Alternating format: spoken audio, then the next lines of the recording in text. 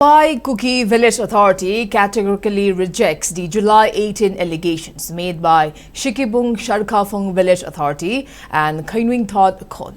In a statement, the village authority stated that the claims present a selective, misleading and one-sided narrative that ignores the historical context of violence, insecurity and humanitarian suffering endured by the Kuki community in the Litan Phunyar region.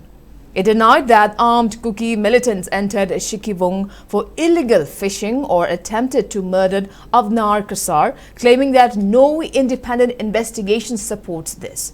The village authority further countered that the incident likely stems from internal rivalries between NSCN Muiva and NSCN Hangshi Ramsan Eastern Flank factions, alleging that Sikibung and Thawai Tangkul Thohi are unlawfully established on Thawai Kuki traditional land. The village authority called for an impartial investigation based on credible evidence rather than public accusations.